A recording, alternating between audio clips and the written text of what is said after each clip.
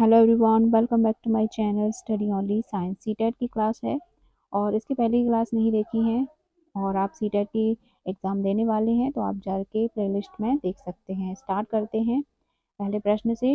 संरक्षण कंजर्वेशन की अवधारणा प्याजे के किस चरण में विकसित होती है?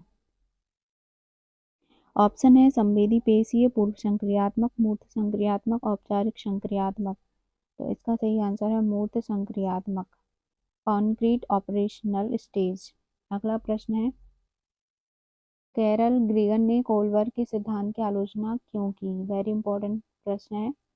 और क्योंकि ऑप्शन है क्योंकि यह सांस्कृतिक रूप से पक्षपाती है, क्योंकि यह लैंगिक रूप से पक्षपाती है, क्योंकि यह बहुत जटिल है, क्योंकि इसमें पर्याप्त चरण नहीं है। तो इसका सही आंसर है क्योंकि ये जो है लैंगिक रूप से पक्षपाती माना है कैरल ग्रीगन ने। ठीक है, तो यहाँ पे बी आंसर सही हो जाएगा। अगला प्रश्न है शिक्षा जीवन की तैयारी नहीं है बल्कि शिक्षा ही जीवन है, यह कथन किसका है? तो ये कथन किसका है? यहाँ पे पहले ऑप्शन देख लेते हैं। जॉन डीवी, बीएफ स्किनर, पियाजे या वाइगोत्स्की। तो ये कथन है जॉन डीवी का, उन्होंने कहा है। अगला क्वेश्चन है बुद्धि लब्धि आईक्यू की गणना का सूत्र। इसको सूत्र को याद रखना है, MA बट्टे CA और इसका इंटू 100। ये सबको याद है, बुद्धि लब्धि का सूत्र है। और यहाँ पे ऑप्शन ए हमारा सही हो जाएगा, MA बटे CA और गुणा में 100।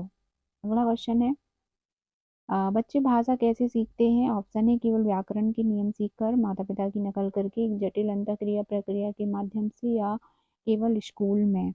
तो यहाँ पे सही आंसर है एक जटिल अंतःक्रियात्मक प्रक्रिया के माध्यम से भाषा सीखते हैं बच्चे। अगला क्वेश्चन है एक शिक्षक के रूप में आप कक्षा में लैंगिक समानता कैसे सुनिश्चित करेंगे?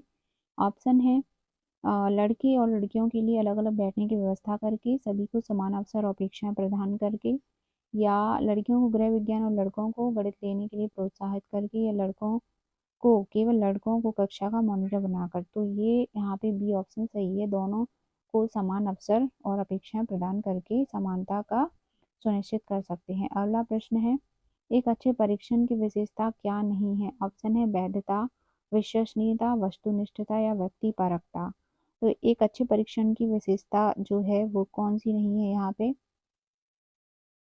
वो है व्यक्तिपरकता। ठीक है, सब्जेक्टिविटी।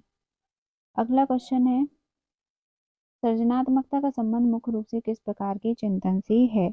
ऑप्शन है अभिसारी चिंतन, अपसारी चिंतन, तार्किक चिंतन या आलोचनात्मक चिंतन। तो यहाँ पे डाइवर्जेंट थिंकिंग जो है वो सृजनात्मकता का मुख्य संबंध इस प्रकार से है, अपसारी चिंतन जिसे हिंदी में कहते हैं। ठीक है, अगले प्रश्न पे बढ़ेंगे। अल्बर्ट बंडूरा का सामाजिक अधिगम सिद्धांत किस पर जोर देता है? ऑप्शन है पुनर्बल, शास्त्रीय अनुबंधन या अवलोकनात्मक अधिगम जैसे नकल, या फिर अंतर्दृष्टि। तो अल्बर्ट बंडूरा का जो सामाजिक अधिगम सिद्धांत है वो जोर किस पे देता है? वो देता है अवलोकनात्मक अधिगम पर, यानी यहाँ पे ऑब्जर्वेशनल लर्निंग। अगला क्वेश्चन है निम्नलिखित में से कौन सा आंतरिक अभिप्रेरणा का कारक नहीं है? ऑप्शन है रुचि, जिज्ञासा, प्रशंसा या चुनौती।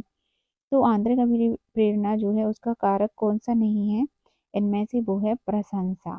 ठीक है, अगला प्रश्न है व्यक्ति की गति एक व्यक्ति से दूसरी व्यक्ति में भिन्न होती है किंतु यह एक टेस्ट नमूने का अनुगमन करती है। ऑप्शन है अव्यवस्थित, अप्रत्याशित, क्रमबद्ध और व्यवस्थित और बेतरतीब।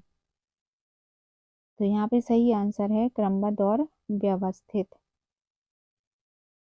अगला प्रश्न है प्रकृति पोषण विवाद में प्रकृति से क्या तात्पर्य है? ऑप्शन है जैविक विशेषताएं या वंशानुक्रम, भौतिक दुनिया की शक्तियां, हमारे आसपास का वातावरण या उपरोक्त में से कोई नहीं। तो यहाँ पे आंसर क्या हो जाएगा? जैविक विशेषताएं व वंशानुक्रम।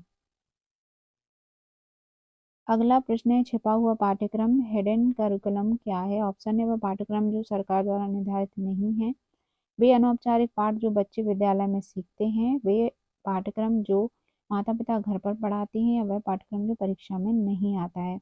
तो छिपा हुआ पाठ्यक्रम यानी हिडन करिकुलम किसे कहा जाता है? वो अनौपचारिक पाठ जो बच्चे विद्यालय में सीखते हैं। अगला प्रश्न है पूर्व संक्रियात्मक अवस्था के बच्चे की सोच की एक सीमा है। ऑप्शन है प्रतीकात्मक विचार का विकास, अहम केंद्रवाद, वस्तुस्थिति या संरक्षण। तो यहाँ पे पूर्व संक्रियात्मक अवस्था की बात की गई है, तो ये अहम केंद्रवाद सोच की सीमा है। ठीक है, अगला क्वेश्चन है कोलबर के सिद्धांत में सार्वभौमिक नैतिक सिद्धांत अभिविन्यास किस स्तर पर आता है। तो ये सार्वभौमिक नैतिक विकास अभिविन्यास ये सिद्धांत आता है स्टेज थर्ड में, तीसरे में आता है। अगला प्रश्न है वाइगोत्स्की के अनुसार संज्ञानात्मक विकास का मूल कारण है। ऑप्शन है संतुलन, सामाजिक अन्योन्य, उद्दीपक अनुक्रिया युग्मन या मानसिक स्कीमा की समायोजन। तो वाइगोत्स्की संज्ञानात्मक विकास का मूल कारण क्या है, इन्होंने बताया है सामाजिक अन्योन्य क्रिया।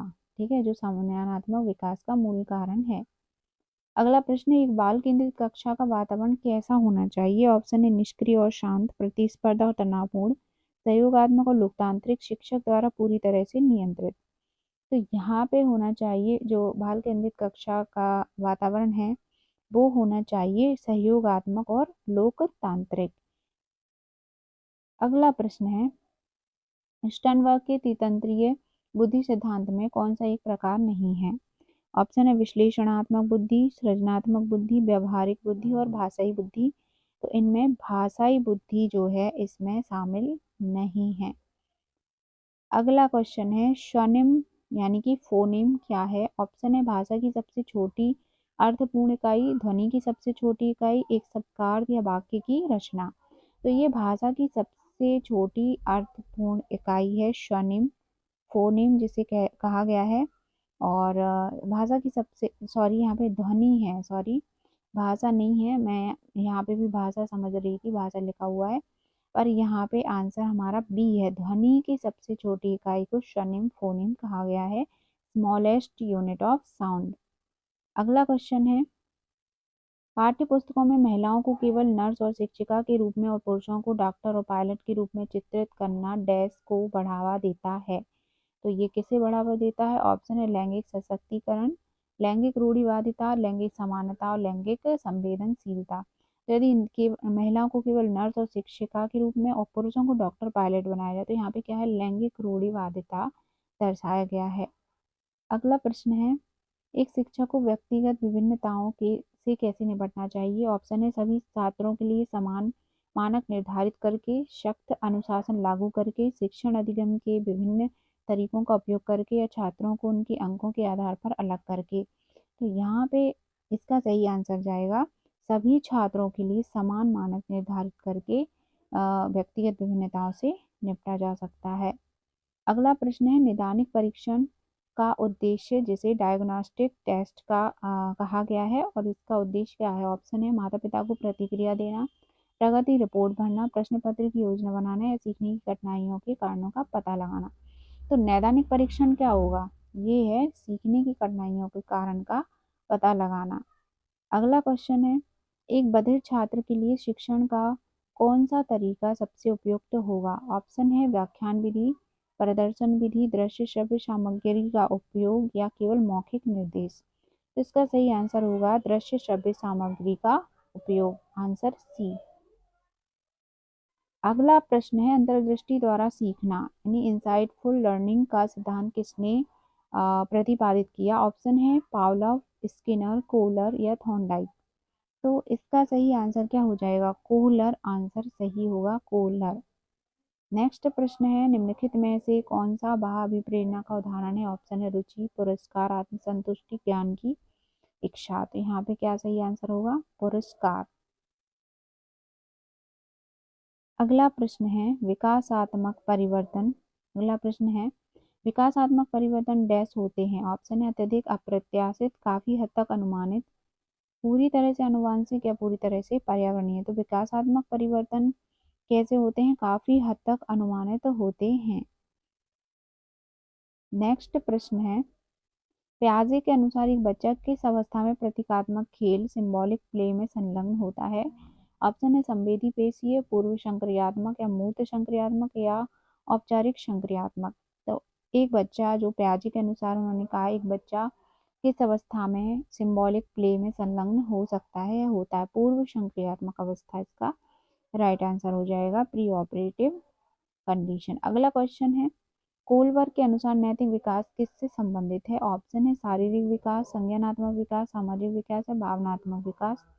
यहाँ पे सही आंसर है संज्ञानात्मक विकास। अगला क्वेश्चन है, बच्चे की गलतियां और भ्रांतियां। ऑप्शन है शिक्षण अधिगम प्रक्रिया के लिए अप्रासंगिक और शिक्षण अधिगम प्रक्रिया में महत्वपूर्ण कदम है, सीखने में एक बाधा है, शिक्षक की अक्षमता को दर्शाती है। तो यहाँ पे हमारा सही आंसर जाएगा शिक्षण अधिगम प्रक्रिया में एक महत्वपूर्ण कदम है। नेक्स्ट प्रश्न है, बुद्धि के जी कारक या सामान्य कारक का सिद्धांत किसने दिया? ऑप्शन है गार्डनर, थर्स्टन, स्पीयरमैन या स्टर्नबर्ग। तो इसका सही आंसर है स्पीयरमैन। स्पीयरमैन का राइट आंसर है। और इसी के साथ इन्हीं प्रश्नों के साथ क्लास समाप्त होती है।